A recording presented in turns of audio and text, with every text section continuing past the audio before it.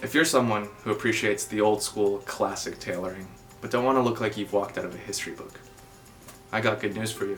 It's possible to have both the good looks and stay fashionably relevant.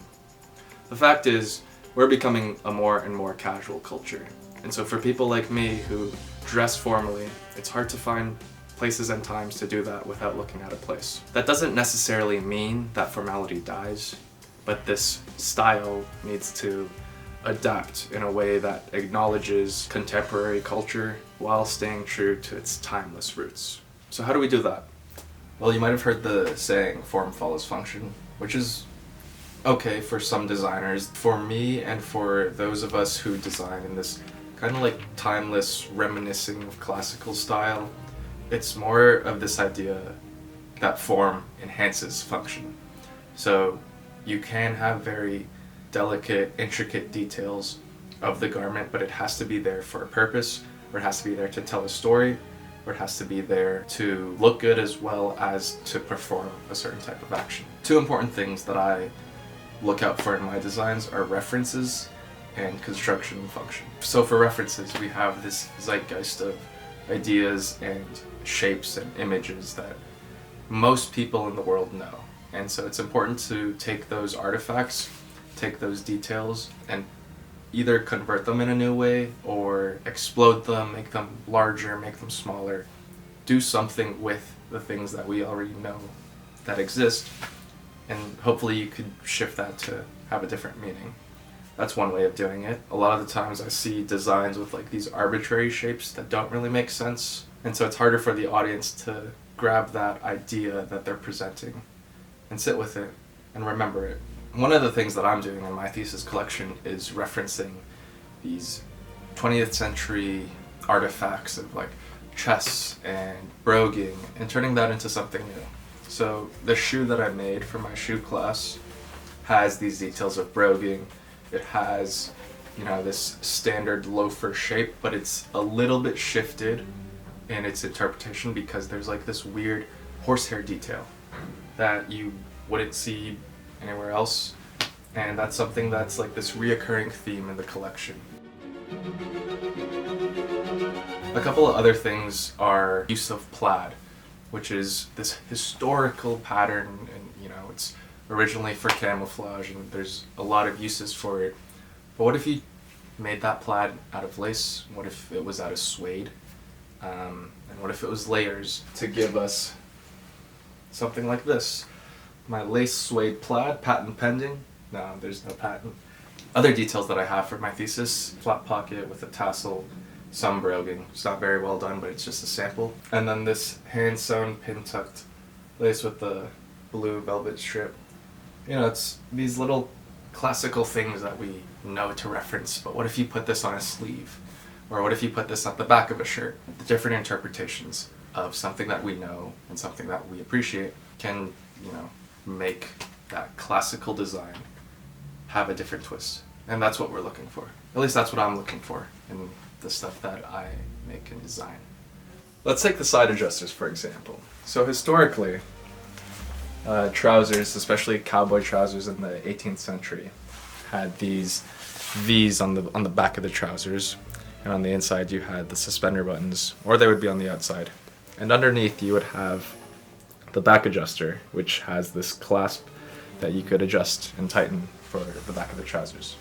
Eventually, as the trousers evolved, they took that little slit in the middle, and they either took that away completely, or they made that slit a slit, so it's not a V anymore, and they kept the back adjuster.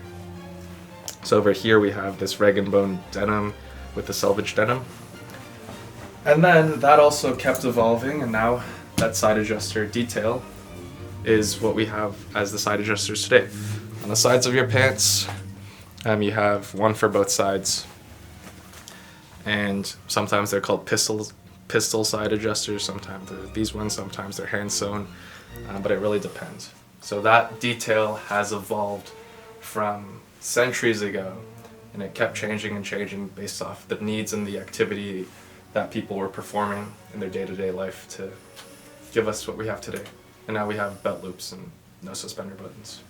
Something I've always advocated for is quality construction to stand the test of time, but my stance on that has kind of shifted a bit recently because it used to be that I was always for the best construction that you could have in the moment, but that's not always the case depending on price point, where your market is, time, and how much time you have, and also its practicality.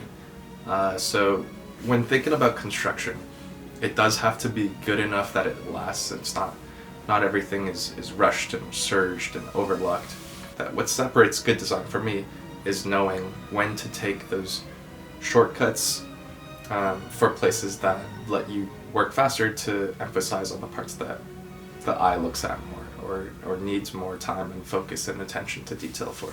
An example of this, what I've realized when I was working in the tailor shop over the summer, is that a lot of these really high-end companies that are making trousers serge the edges of the inseams all the time. And I used to be a huge advocate for bias binding everything. That's not very practical, and it's also adding a bit of bulk to the pin. So serging it way quicker, way cheaper, and it looks better as well. The last thing I wanted to talk about was this idea I picked up in my cinema class called formalism, which is the strong adherence to form. So if you take the suit jacket as an example, which has the collar, the lapel, the pockets, the vents, the sleeves, the shoulder pads, it's made in this way that is so formulaic that that could be the foundation. And then you have companies like Thom Browne or Gucci who are taking the basic jacket and adjusting it in ways that fit their brand image. So Thom Browne does like these really small, well-fitting, childish-looking pieces, but that's what they do. The Armory, which is this wonderful tailoring company that we worked with, they really focus on just bringing all the craft people to the front stage and presenting like a world of tailoring in this way that is reminiscent of the best craftspeople.